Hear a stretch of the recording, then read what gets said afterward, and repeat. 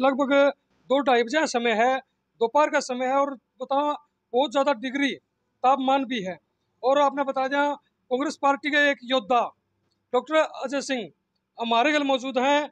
उससे पहले मैं बात करा भाई, फिलहाल 2024 का जो चुनाव है उसकी हलचल शुरू हो चुकी है। बाकी बातचीत कराऊंगा और हर वो बात जो जनता जानना चाहे है। जी नमस्कार अजय साहब। नमस्कार जी, आपके सभी दर्शकों को मेरी तरफ से नमस्कार। डॉक्टर साहब, देखें 2024 का चुनाव अभी समय बाकी भी है और फिर भी डॉक्टर अजय सिंह जनता के बीच में पहुंचने लग रहे हैं, क्या कहेंगे? 2024 के विधानसभा में लगभग 15 महीने बाकी हैं और लोकसभा में लगभग 1 साल का समय बाकी है। मगर हमारी पार्टी की नीतियों के अनुसार, पार्टी के चलते हुए प्रोग्रामों के अनुसार हाथ से हाथ जोड़ो कार्यक्रम हमारा काफ़ी दिन से जारी है।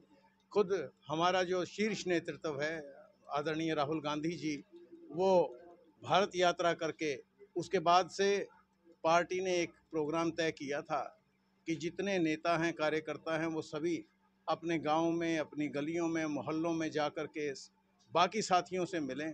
कांग्रेस पार्टी के नेतृत्व की नीतियों का प्रचार प्रसार करें। वही काम करता हुआ मैं घूम रहा हूँ। जो राहुल जी ने सारे भारत को मोहब्बत का एक संदेश दिया है, वही संदेश कि हम सब मिल कर के इस देश की प्रगति में हाथ बढ़ाएं। इस देश में जो विनाशकारी सरकार बनी हुई है, उसको हम किस तरह से हटा सकते हैं, इन सब चीज़ों को लेकर के हम लोगों के बीच में है और हमें बेहद प्यार मिल रहा है। लोगों के स्नेह, समर्थन, सहयोग, हर चीज़ हमारे साथ है आज। बात करें सर, देखो नरंदोल का है, ये काफ़ी मतलब कुछ गांव ऐसे हैं कि जो बाद में जुड़े हैं। जी एक आपके पिताजी चौधरी वीरेंद्र सिंह जो लगातार काफ़ी लंबे समय तक मंत्री भी रहे और आप भी एक्टिव रहे राजनीति के अंदर, लेकिन कुछ गांव अलग से जुड़े हैं। आप किस प्रकार से देखते हैं, जिस प्रकार से जब आपका जो एक जनाधार था, जो एक गाँव जुड़े हैं, उनको किस प्रकार देखोगे उसके आधार पर? देखो, मेरे पिताजी ने जो 1972 से पहले के चुनाव, 1972 तक के जो चुनाव लड़े, उसमें जो बारह का इलाका है, रोगी का काफ़ी इलाका है, वो उस चुनावी क्षेत्र का एक हिस्सा था। 72 के बाद ही डिलिमिटेशन हुई थी, उसके बाद जो है काफ़ी एरिया कट गया था, वो दोबारा से आ गया है। तो उनके नाम का प्रताप तो देखो हमें मिल ही रहा है। उनके किए काम न केवल नारनौंद में, नारनौंद से लगते हुए क्षेत्रों में भी उन्होंने काफ़ी काम किया। बिजली और पानी के वो मंत्री रहे, जिसका फ़ायदा साथ लगते इलाकों ने भी काफ़ी उठाया था।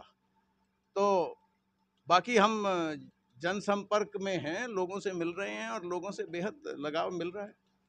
सर देखे तो नरेंद्र हल्के से बीजेपी के बाहुबली एक नेता है, नाम है कैप्टन अभिमन्यु जी। जो देखें आपने जैसे शुरुआत की है, जनसंपर्क अभियान शुरुआत की है, उसी समय देखे तो वो भी गांव गांव में घूमने स्टार्ट हो गए हैं। देखो, ये तो नारनौंद का सौभाग्य रहा है। जब से नारनौंद एक चुनावी क्षेत्र बना है, यहाँ बड़े बड़े दिग्गज ही चुनाव लड़ते आए हैं। चाहे वो चौधरी सूरजमल की बात करो, चौधरी स्वरूप सिंह की बात करो, चौधरी जसवंत सिंह की बात करो, मेरे पिताजी स्वर्गीय चौधरी वीरेंद्र सिंह की बात करो, कैप्टन अभिमन्यु की बात करो। अपने आप में इस इलाके के दादा गौतम भी काफ़ी प्रभावशाली नेता हैं। तो ये तो हमारा सौभाग्य है कि अच्छे अच्छे लोग यहाँ पे पैदा हुए, उन्हें नेतृत्व करने का मौका मिला और हर आदमी ने अपने तरीके से मेहनत करी है। तो अब मैं मेहनत कर रहा हूँ, स्वाभाविक है कि भी जो विरोधी दल से चुनाव लड़ेगा उसको घूमना तो पड़ेगा, मजबूर होगा हर आदमी। एक सुने जी, एक यहाँ पे आरोप भी लगा है कि भाई कैप्टन जी हैं, सॉरी अजय जी हैं, चुनाव की तैयारी करते हैं, सर्वे करवाते हैं और फिर जब टाइम आता टिकट लेने का तो भी कहते हैं भाई नहीं भाई मैं नहीं लड़ूंगा, किसी और को लड़वा लो। नहीं, मैंने कभी कोई सर्वे नहीं कराया और 2005 में मैंने चुनाव लड़ा। 2005 के बाद मैं केंद्रीय स्तर पे मैडम शैलजा का ओएसडी लग गया था। जो व्यक्ति सरकारी पद पे होता है वो राजनीति नहीं कर सकता, आप सब जानते हैं इस बात को। तो जब आप राजनीति कर ही नहीं सकते तो कैसे करोगे? ठीक है। उसके बाद मेरा कार्यभार जो मुक्त हुआ वो 2014 में मुक्त हुआ। उसके बाद मैं हल्के में घूमा, मगर हमारी पार्टी में जो बदलाव आया, जो स्टेट लेवल की रीऑर्गेनाइजेशन हुई, वो अगस्त सितंबर में जा कर के भूपेंद्र सिंह हुड्डा जी को सीएलपी का नेता बनाया गया, आदरणीय कुमारी शैलजा जी को अध्यक्ष बनाया गया। उस वक्त मुझे जनरल सेक्रेटरी ऑर्गेनाइजेशन, जिसको हिंदी में संगठन महामंत्री कहते हैं, संगठन महामंत्री का काम काफ़ी व्यापक होता है, प्रदेश स्तर पे काम करना पड़ता है। ना इतना समय था कि मैं चुनाव लड़ पाता, तो मेरे कार्यभार को देखते हुए मैंने चुनाव नहीं लड़ा। मगर जिस भी व्यक्ति को टिकट मिली थी, मैंने भरपूर सहयोग उनको दिया। आप जाकर के कंफर्म कर सकते हो, बलजीत सिहाग जी यहाँ से उम्मीदवार थे, मैंने अपना पूरा सहयोग समर्थन उनको दिया। चलो जी, आपने जब याद ही कर लिए हैं तो एक सवाल अन्य भी बनता है कि भाई जब चुनाव पीछे लड़ा गया, चुनाव लड़ा, वोट बहुत कम रह गए, जो कांग्रेस पार्टी नारायण हल्के में वोट अर्जित करती थी, प्राप्त करती थी, उन तक भी नहीं पहुंच पाए। तो जो जनाधार पीछे मतलब धुलमिल गया था, वो क्या डॉक्टर अजय वापस खींच पाएंगे अपनी तरफ? 100%। मैं आपको अपनी तरफ से जिस प्रकार का जन समर्थन हमें मिल रहा है, उसके हिसाब से मैं आपको आकलन करके बता सकता हूँ, यहाँ से कांग्रेस पार्टी 100% चुनाव जीतेगी। सवाल अन्य बनता है कि नारायण हल्के की तरफ हम देखें तो इसमें कांग्रेस पार्टी के अलग अलग नेता भी मौजूद हैं, जो अपने अपने आधार पर जो टिकट की दावेदारी है पेश कर रहे हैं।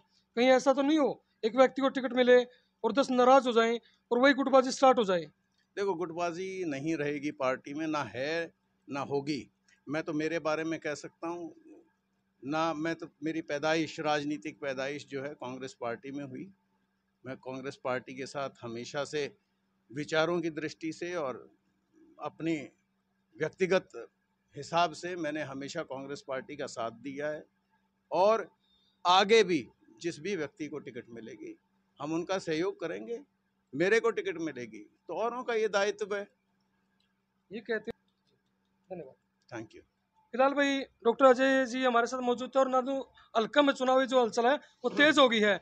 अब देखने वाली बात है भाई, समय समय पर निर्दलीय उम्मीदवार भी आएंगे, अलग अलग पार्टियां अपने उम्मीदवार भी उतारेगी, किस प्रकार से टक्कर होती है, किस प्रकार से चुनाव जीता जाता है, देखने वाली बात होगी। इसी के साथ अपने वीडियो विराम देता हूँ। जय हिंद, जय भारत।